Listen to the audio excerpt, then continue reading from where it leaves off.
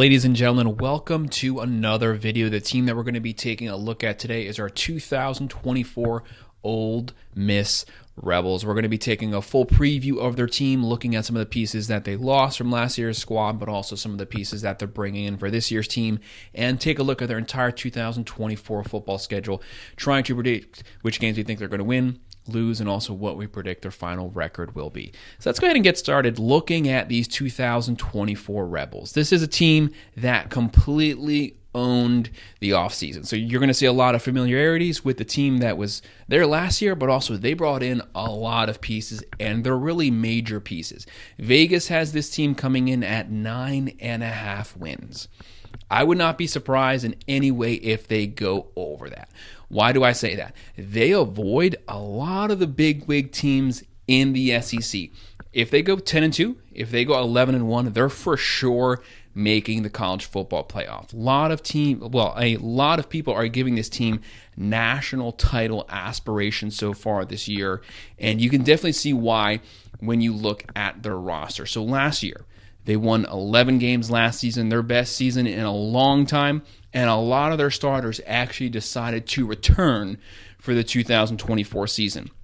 They won the offseason. They had the number one transfer portal class. So the hype is there. A lot of people bought in, and they decided to transfer to Ole Miss to play under Lane Kiffin. And I don't blame people. He's an interesting guy. He's exciting to watch. Why would you not want to play for this guy? This team on paper is a legitimate national title contender. You have Jackson Dart. He decided to return at the quarterback position. He's a top 3 front runner right now for the Heisman for this year. Last season, he had 3,400 yards, 23 touchdowns, 5 picks, and the receiver core is loaded. You have the wide receivers, Trey Harris, Jordan Watkins. They both decided to come back. You also have the tight end, Prescorn. He's back, and they added Wells Jr. in the transfer portal. Now, Quinton Junkins, the all-SEC running back, he did decide to transfer to Ohio State. That's a massive loss. You cannot overlook that. So it's going to be a running back by committee this year. They have Bentley, Parrish transferred back in, and they also have Crosby Merritt. So they're going to be rotating between those 3 guys at the running back position. The offensive line should also be another position of strength. They have 3 starters back on the offensive line, so that's a good thing for the run game to keep those lanes open. And Walter Norland, one of the top 5 players in the transfer portal, a 5-star in the portal and coming out of high school, he did decide to transfer to Ole Miss. That's a game changer. So defensive coordinator Pete Golding, he actually added 5 SEC starting transfer portal players to this team. So this defense is revamped.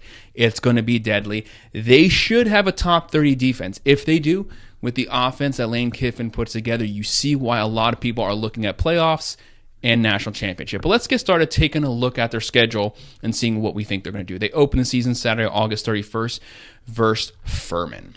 There's not much to say there. This is a warm-up game.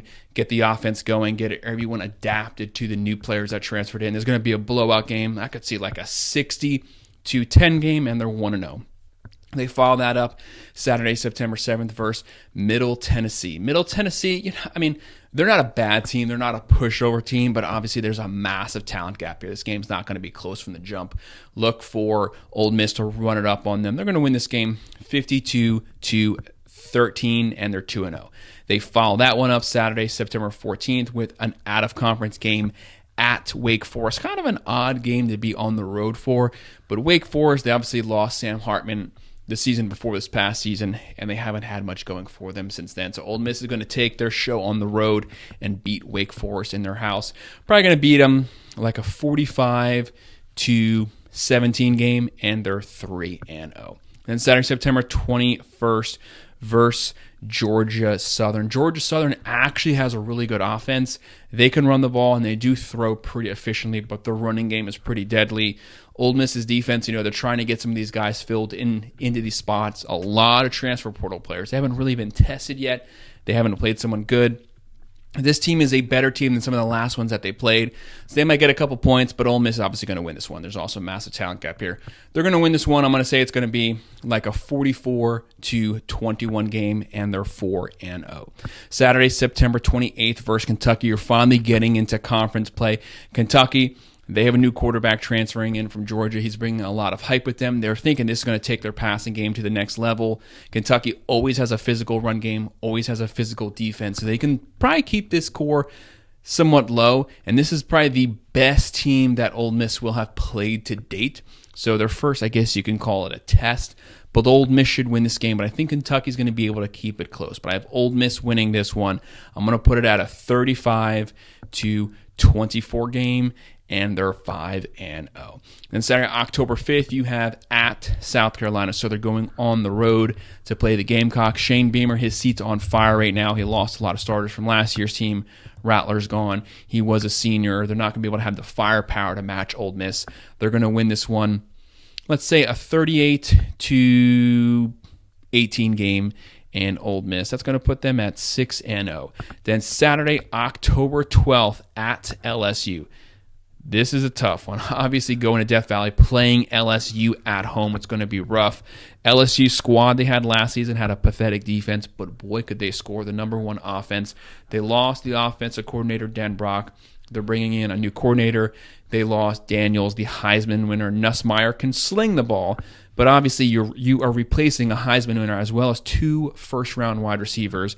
They're not going to have the firepower to me to keep up with Ole Miss, but going to LSU, Ole Miss can definitely lose this one. If they dropped it, I would not be surprised, but I have Ole Miss getting a win on the road at LSU, but it's going to be a shootout. I'm going to say a 38-35, and Ole Miss is 7-0. Let me see, 1, 2, 3, 4, 5, 6. Yep, 7-0.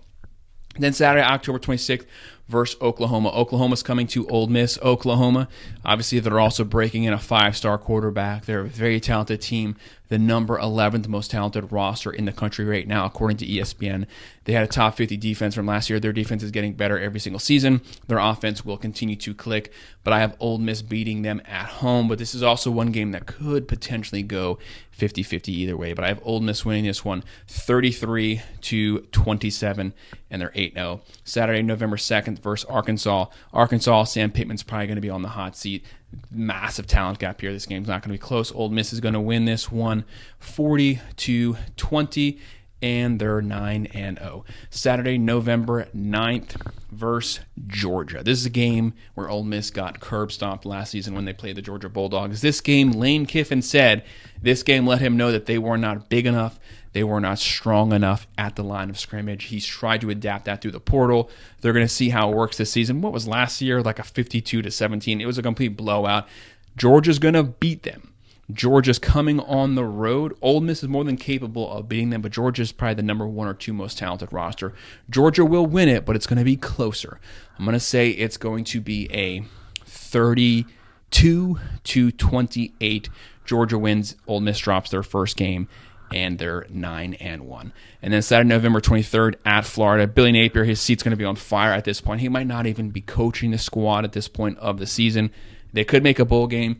They might not. A lot of hinges on their Miami game out the gate, but they're not going to be able to match Ole Miss. Ole Miss, Jackson Dart will be thinking Heisman potentially at this point. Ole Miss is going to win this one. Let's say it's going to be a 44-23 game, and Ole Miss is 10-1.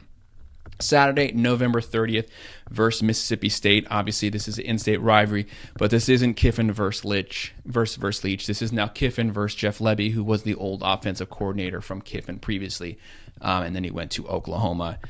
Massive talent advantage here for the Rebels. They're going to beat Mississippi State bad.